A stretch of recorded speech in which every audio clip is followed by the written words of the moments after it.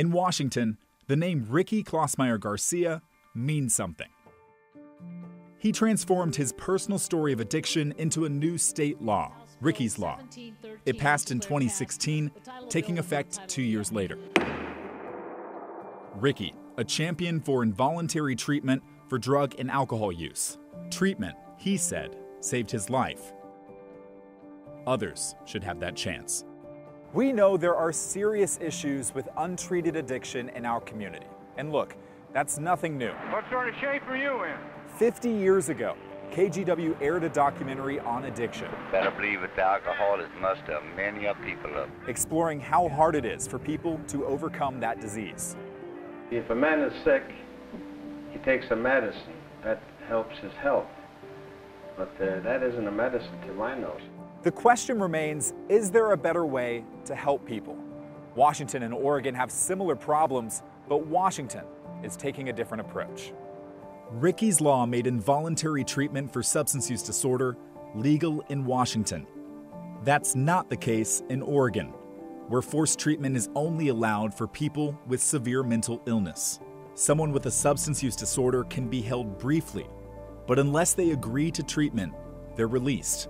Families and healthcare workers often hope that a person chooses to go to rehab voluntarily. But in severe cases in Washington, it's Ricky's Law that's designed to intervene and prevent serious harm.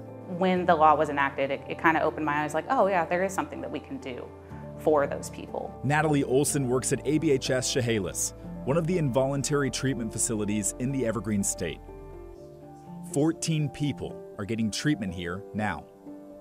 The process looks like this. Someone calls or alerts crisis services in a county.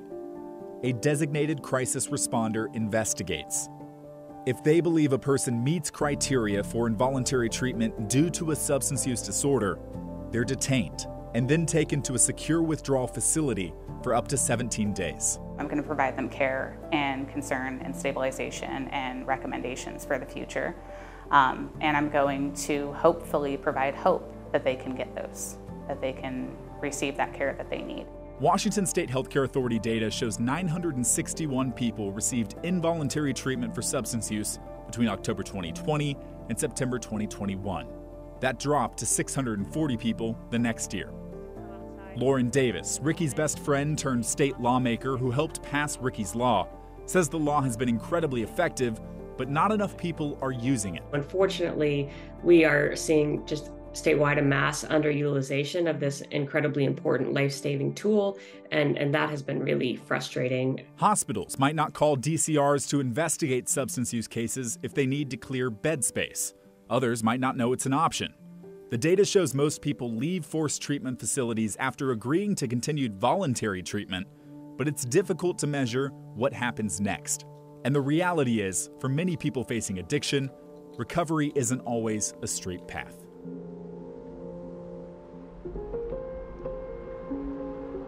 Around Mother's Day, this past May, Ricky Klausmeier Garcia passed from Washington into Oregon. Ricky had been sober from his alcohol addiction for years, but he had recently relapsed. On this trip to Portland, Ricky was running from his own law. Crossing the border to Oregon, a refuge away from involuntary treatment as he battled addiction once again. That was a sign that his disease was active and he was scared. Ricky's husband, Kelsey, and his sister, Angelica, knew that Ricky couldn't get the help he needed in Portland because there's no Ricky's Law in Oregon. That I want to go get him and bring him back to Washington for him to get help, because I wanted him to keep fighting. Kelsey realized just how little could be done with Ricky now on the other side of the state line. And at one point I was talking to providers at that hospital in Oregon, begging them to not let him go. And they basically said, look, we wish we could help you. Ricky did make it back to Washington. He came back and then he wanted to get treatment, and then he died.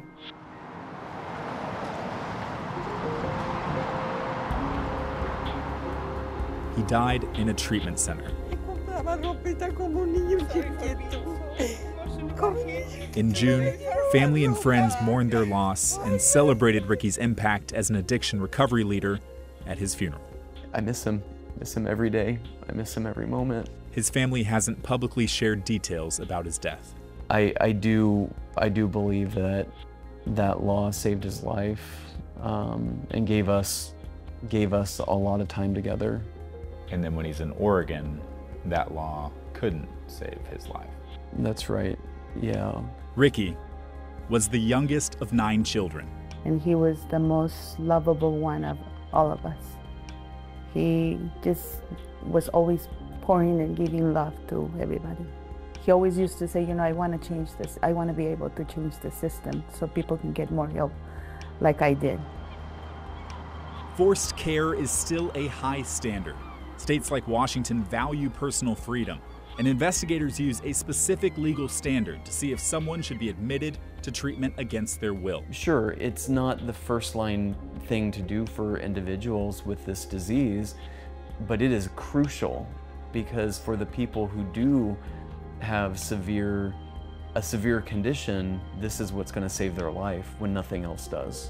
It's really the most compassionate thing to help someone whenever they're suffering so severely. And I got to witness that firsthand with Ricky. So then why doesn't Oregon have something similar? Most states allow involuntary commitment for addiction. Oregon lawmakers proposed a bill earlier this year, but it didn't go far. When you look at Ricky's law and what it's done in Washington, would you advocate for that law being in place in Oregon? Yes. Why? Because so many lives can be saved. There's just a lot of people out there who are hurting, who are hungry for help, who are desperate for help. With Ricky's death, Davis says she believes Oregon needs to pass a similar law, and Oregon can do it better. Lessons can be learned from Washington's sort of missteps here around implementation, and other states would not have to, face the same mistakes. Kelsey Klossmeyer says it would honor his late husband, who wanted nothing more than to make change and help as many people as possible. That would mean that people in Oregon struggling with this disease have a chance, and that there's hope for people who have fallen through the cracks of the system and are likely to lose their life to this disease.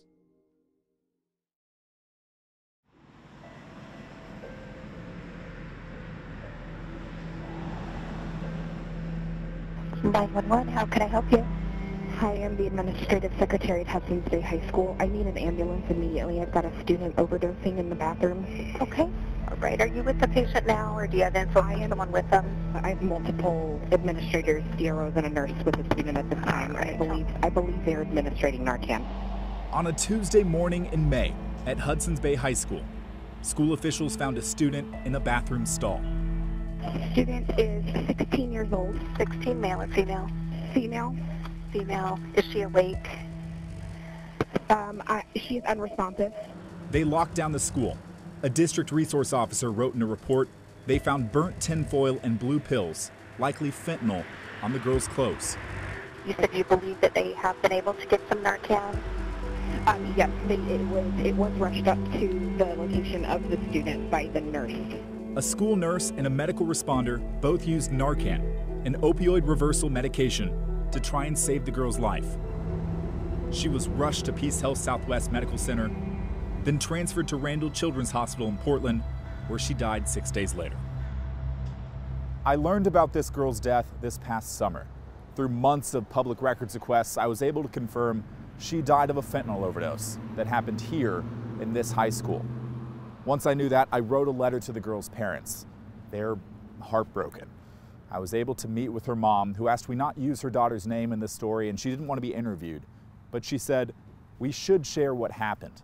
She wants people to know, and she wants to help prevent the death of somebody else's child. On the day the student was found in the bathroom stall, Hudson's Bay High School Principal Val Seeley sent an email to families. It said a student experienced a medical emergency at school and was taken to the hospital. She sent the same email to school staff members, but it was prefaced with a bolded message to read this statement verbatim to address rumors. Quote, Don't go off script and start answering questions. A week later, Seeley told families, students, and staff that the girl died after her medical emergency. She offered grief counseling and support. The school and school district never publicly said she died of fentanyl poisoning or that they found fentanyl at school. Vancouver Public Schools Superintendent Dr. Jeff Snell says they're not required to share this information. When there's a fentanyl overdose at school, wouldn't parents want to know? Well, I don't know what parents would want exactly. I know in situations that, I think what you're getting at is if there's an overdose, do we just say a student overdosed from fentanyl at the school? I think that we as a school have a responsibility to be thoughtful about that and engage the family of the person that did that in terms of what's disclosed. You would then leave it up to the families to decide whether you'd share, hey, there was a student who overdosed on fentanyl at school. And trying to balance, like you're saying, the desire of an entire community to understand what's happening versus the desire of a family that's went through something, horrible. But for other dangers, like a student bringing a gun to school, that information is often shared with families without the student's name. Why wouldn't it be the same with something as deadly as fentanyl? If we want to put our head in the sand, we're just going to keep seeing more overdoses and more losses at every age level. So we have to talk about it. Marcia Malsom's nephew, Race Rudine, died of a fentanyl overdose in Seattle in 2016. She now leads a foundation that works on fentanyl awareness throughout Washington state, talking with schools, working with the DEA, and with lawmakers. We have a problem in our country. And it shouldn't be an embarrassment because it's in your school, but how are we going to fight it in our school? And how are we going to avoid a horrific story instead of reacting? The Vancouver student's mom told me she would have been okay with the school district sharing that a student died of fentanyl, even if people could draw conclusions between the death of her daughter and the announcement, because the community should know about the danger. Federal agents with the DEA who investigate fentanyl cases agree. They see how these pills are in every community and say it can be dangerous to think it's not in my school.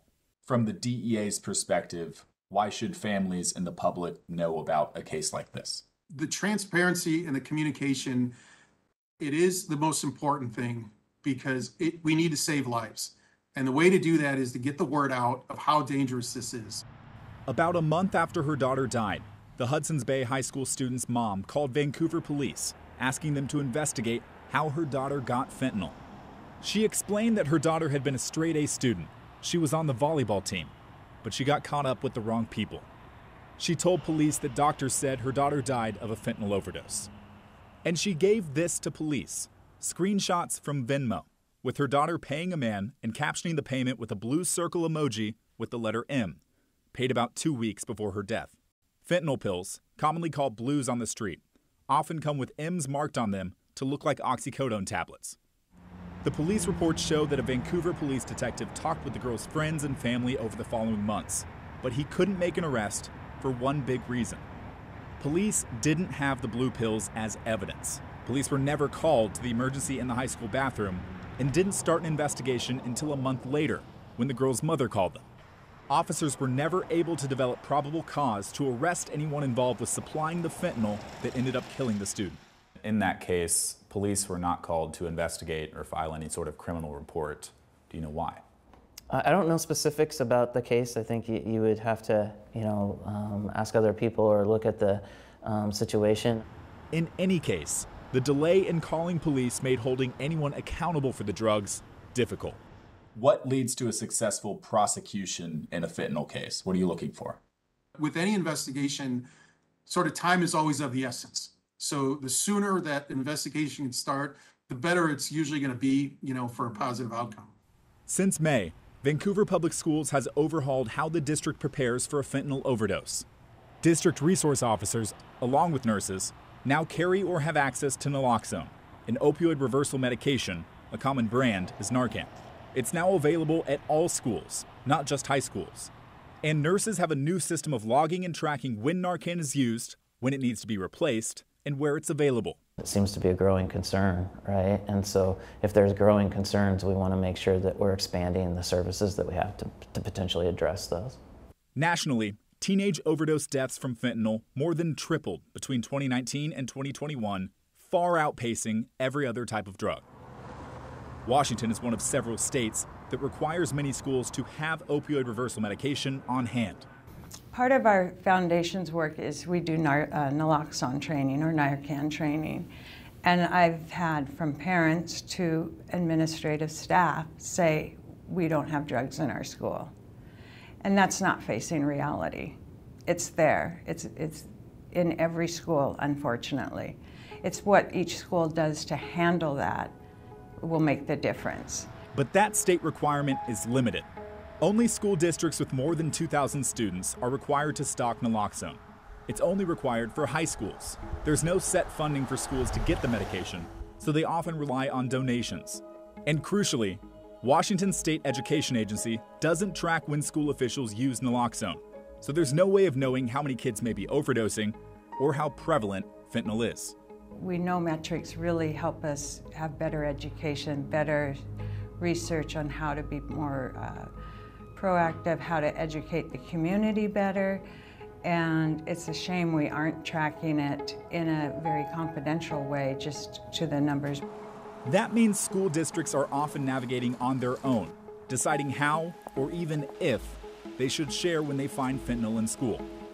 Snell says his district is trying to be proactive, sending out messages to families about the threat of fentanyl and what to look out for. You talk about the education and informing about the dangers being very crucial. Wouldn't the most poignant time be that when something has happened to come out directly and say, hey, this happened here? Certainly in some situations it could be. Yeah. Malsum says that's not enough. People should always know, and families should be talking about this. The highest danger is it will happen again. If people don't know this is happening, how's it going to stop?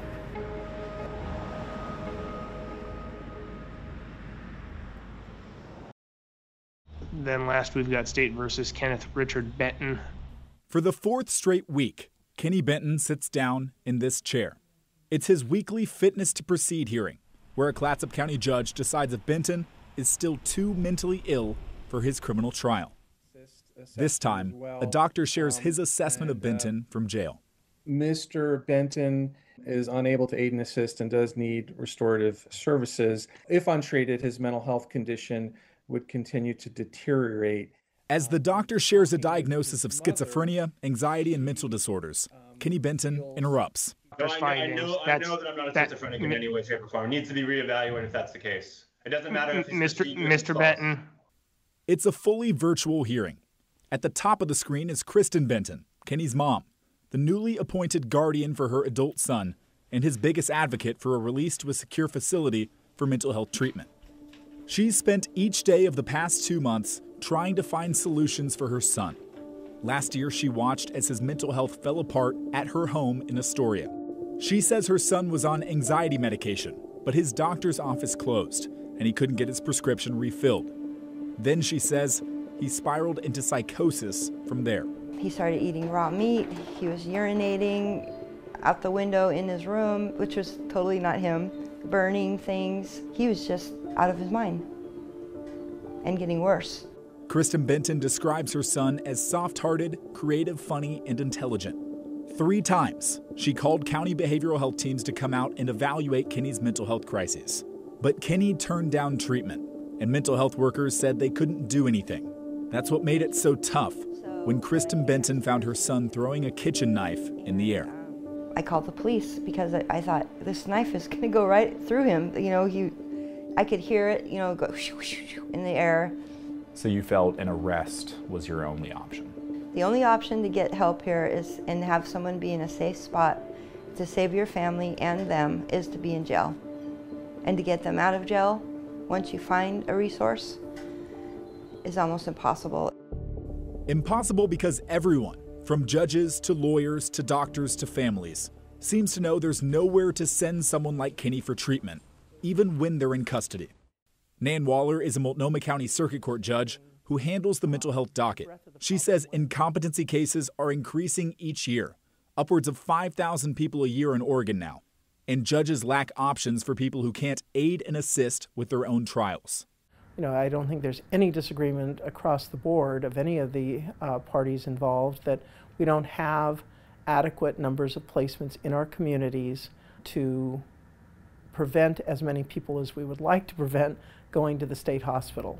The Oregon State Hospital is the state's psychiatric treatment facility for people with severe mental illness, but it's full. Out of 699 beds in Salem and Junction City, 97% are occupied. In any given month, more than 100 people like Kenny Benton are waiting for a spot, often while their mental health deteriorates in jail. The state of Oregon is also out of compliance with the MINC order, a federal ruling requiring OSH to admit patients under aid and assist orders within 7 days. Wait times currently average close to 40 days.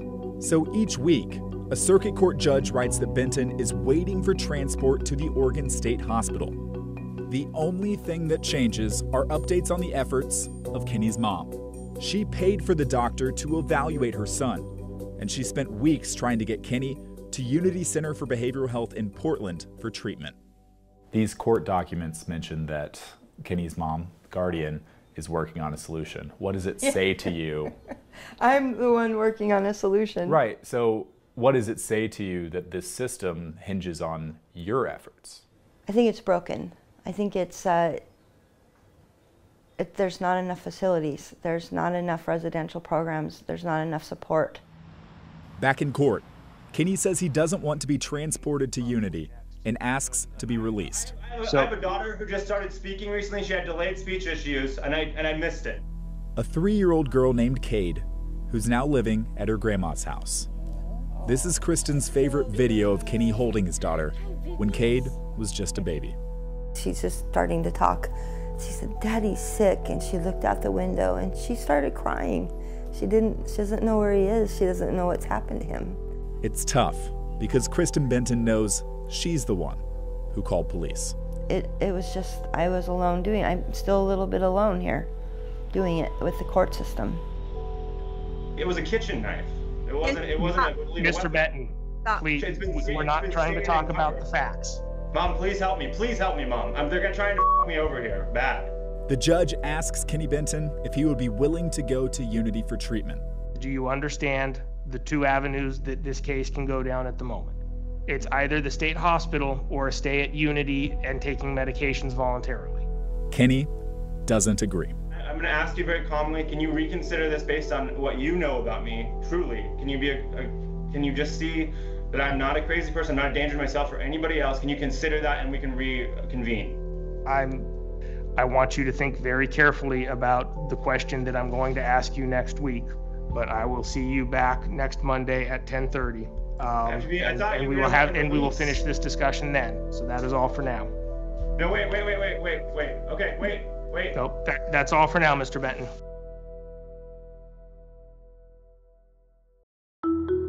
Truck 4, copy. We're currently level 0. We'll get someone started as soon as they're available. Engine 74, AMR is level 0. Level 0. That's code for when someone calls 911 in need of an ambulance, but there isn't one available.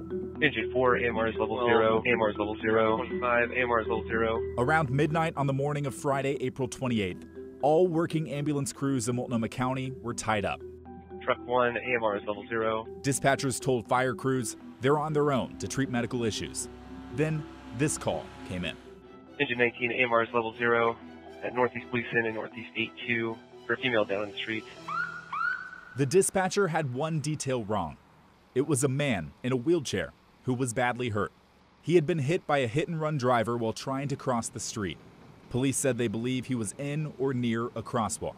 The dispatch log from that night shows someone called 911 at 12:10 a.m. Firefighters arrived just 4 minutes later at 12:14. An ambulance didn't. Not for 28 more minutes. And engine 19, you're going to have medic 339. Engine 19, copy. Without a doubt, if you have an ambulance on that call, when the call comes in, you at least give that person the benefit of the doubt. You at least give that person the ability to have a chance to live. The man in the wheelchair died at the scene. His death is an open investigation, and Portland police still haven't released his name. The American Medical Response ambulance left just 5 minutes after getting there. Transport to the hospital was no longer viable. I've been reporting on these slipping standards in emergency response. See, Multnomah County contracts with AMR, and for months and months, AMR has failed to respond to emergencies on time, typically within about 8 minutes. That puts a lot of pressure on fire crews to get there quickly and to stabilize the patient, something I asked Multnomah County EMS Medical Director Dr. John Jew about back in March. The fire department is basically doing their job in stabilizing the patients before AMR gets there. Is that too much of a strain or reliance on the fire crews getting there when they do? It is, because honestly, the fire crews have their hands full. But firefighters are also limited. They can't transport patients. Even though every firefighter is at least EMT certified, they don't have the same resources as an ambulance crew, and nothing close to a hospital. In March, Jew said late arriving ambulances had not affected the medical outcomes for people in need of emergency care. We have not seen any significant clinical degradation. We've been, quote unquote, knock on wood, lucky. And this is a situation we're trying to remedy right now here as well. But this case tells a different story. When the ambulance takes as long as this one did to get there, it's really terrible. We can't just be okay with that. You know, as firefighters, we have to, speak up when we see something that's wrong, and this is wrong. Isaac McLennan is a longtime firefighter and president of the Firefighters Union. He talked to the crew who responded that night. The general impression of the crew is, when they saw that this person was in dire need of immediate treatment, and so much so that they appeared lifeless, but they weren't. They were alive, and that means that escalates us to the maximum level of our ability. KGW has video of firefighters providing first aid to the man in the wheelchair. We're not showing that part of the video due to its gruesome nature, but the video does show the man moving his arm on his own power well after fire crews and police arrived. McLennan says there was no practical way firefighters could have transported this man. He needed an ambulance, but that took too long. More and more, day after day, we're seeing this level 0 pop up, and as firefighters, we're just getting frustrated. And this is a highly dangerous situation, and it should be unacceptable for not only just for firefighters, it should be unacceptable for everybody who lives in this community. A car is just a car until you drive it. It just made me feel good and started my day off feeling awesome. There is me all excited on the day I got it. Cutie. And it felt classy, felt kind of James Bond-ish, if you will. That was the car on our first date, and it was kind of special, for sure. I loved it, so. James Sands and his wife, Alexa, like a gut punch. Are talking like it's a memory. Yeah. Because a few weeks ago,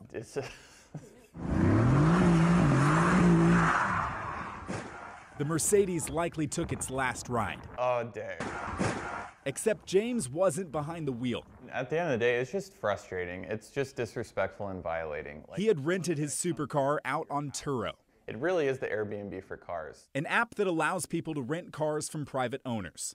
The car's owners can make a few $100 a day. Pretty good description, if I say so myself, of how it would feel to drive. James says he has friends who make good money, no issues. Looking for a thrilling driving experience that will leave you breathless? Look no further than the Mercedes-AMG GTS Edition 1. So he tried it. A first-time rental to a mom who met the app's restrictions. I put 30 and up. 30 and older. Valid license and insurance. Mileage limits. Only she would be allowed to drive it. But later that Sunday night, out by the Portland airport in the cell phone waiting lot, the woman's son, 21-year-old Samuel Ursu, crashed the Mercedes supercar. I never really put it together that people would be renting other people's cars and being that reckless with them. It's not my car, it's a rental. Okay, you got the rental information on it? It's on Turo. Port of Portland police charged Ursu with reckless driving and driving without a license. The officer said someone had taken the license plates off the Mercedes, and Ursu was driving in an area known for illegal street racing. So this is your copy? Yeah, did some detective work about it. The Sands found these videos on public Instagram accounts. I mean, I think the bulk of the impact was from the axle, because that. And it wasn't just Ursu who felt the crash. And I hear screeching, and then just kaboom. Kaboom. Literally kaboom. Charlie Beatty had pulled over in his Jeep, checking a text from his daughter who he was picking up at the airport. I mean, I wasn't there more than not even 3 minutes, I don't think. Then the impact. and everybody's videoing and taking pictures, and I'm just sitting there going, you know, thinking I'm in a Fast and the Furious scene or something. But I'll hit play, so the video's gonna play right there. A twist in Portland's street racing scene. Oh, just the sound. I don't even want to. Renting out supercars. I don't even like the sound of that. Ugh. For one night only. I thank God nobody was hurt, to be honest with you. Sands and Beatty are left dealing with a mess of an insurance claim. It's just... For Sands, it's a $2,500 deductible, a total dream car, and a realization of how little power he has. It just is laughable. There's no repercussions. And the part that really got me is when I was asking them my options, is they're like, if you go after them, we'll fine you. Per Turo's terms of service, Sands waived the right to sue another Turo user when he signed up for the app. Plus, filing a lawsuit against Ursu would allow Turo to charge Sands $5,500 in liquidated damages. The company simply wants to protect its renters. It's just an L. It's a loss. I can't think of a way of where it's a win other than by letting other people know that it's probably not the best idea. I would actively tell people not to do it. A Turo spokesperson told KGW that it removed the renter from the app and will cover costs related to the crash, saying, "We stand by Mr. Sands and will do everything in our power to resolve his damage claim as quickly as possible." Very, very first try. First, didn't even get another trip. It was a fun car for the year and a half. This was a good one. I took him fishing with his dad. Photos capture a moment. Okay. I take more pictures of him when he's well. A memory. He's not well in this picture. Of a different time. He's not doing so well in this photo, but he's not terrible. For many, scrolling through photo albums is a way to remember the past. For Janet Meister, it's all she has in the present. If he didn't have the illness, I believe this is who he is, but the illness has definitely changed him. It's awful. This is Janet's son, Brett. He's lived his adult life with serious mental illness. They've landed on schizoaffective disorder, which is a great combination of bipolar and schizophrenia. He's 41 now? Yeah, he'll be 42. If he lives long enough, in August. At the core of Brett's story is a lifetime of experiences with forced treatment. Brett has been civilly committed 4 times. Evaluators and a judge found his mental illness to be a serious threat to himself or others and sent him to the Oregon State Hospital for involuntary care. This one was while he was in the state hospital on one of Janet took many of these photos on outings during his stays in Salem. We've reported in the past how Oregon has a very high standard for forced mental health treatment. Many people who say no to treatment are released from hospitals and end up homeless with debilitating mental illnesses. They're unable to seek care on their own, but can't be forced into it.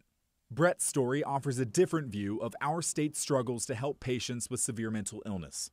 He's been forced into treatment through the civil commitment process, but is unable to get the long-term care that he needs. The civil commitment hold is only good for 6 months, and during that time he is required to take medication. But as soon as that 6 months is up, the pills go down the drain or in the trash or whatever. And so then the clock starts ticking. And it takes a little while for the drugs to leave his system, and then he gets sick again. So it's a horrible, vicious cycle that we haven't found the magic cure to break. Brett would be released, then his condition would deteriorate. You know, we have our good months, and then we have our bad years, and that's kind of how it's been. And as a parent, you just never really want to give up, and you don't want to lose hope, but I'm losing hope. I'm scared to death right now because I don't know where he is. Part of the problem for people like Brett, there's often nowhere to go for treatment. The Oregon State Hospital is accepting fewer and fewer civil commitment patients each year, prioritizing people who are facing criminal charges. As a result, Oregon's 4 largest health systems, Providence, Legacy, Peace Health, and St. Charles, are suing the state health authority. The hospitals say they're being forced to keep patients with serious mental illness for months in rooms that aren't built for long-term care. After decades of experience with her son, Janet Meister believes forced treatment for people like Brett should be required, not optional. Brett should never be off medication. He's not safe in the community. The community is not safe with him in the community. She knows what a difference that can make. Listen to these two voicemails Brett left for his mother. Yeah. The first is from when he was off his meds. You're the dumbest piece of that ever walked the planet, and making kids in this and bringing somebody into hell, because you are the dumbest piece of that ever walked the planet, and I'm going to torture you so bad before I kill you.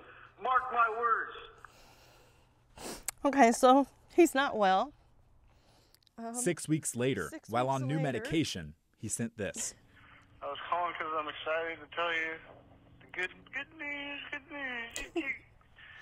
think we found actually I'm pretty sure, I know we found the right medication mixture to deal with my chemical imbalance. I think it's wonderful news and outstanding, and I'm thrilled. Anyway, love you. Have a good night. Bye. So quite the difference, huh? I like him better, the second one. Do you view this as you're his mother, no one loves him like you do, and from your perspective, forced care and treatment is the most empathetic route for him now? Absolutely. What's happening to him now is inhumane. It's just inhumane. Janet and Brett's father are still deeply involved in trying to help their son, but family members can't force civil commitment. I completely understand the families that have to walk away because it takes over your life. The cycle continues. The photos, as important as ever. You know, he gets better, but he doesn't get better like he did 3 betters ago. Yeah. It's very hard to get him the help he needs. We have a crisis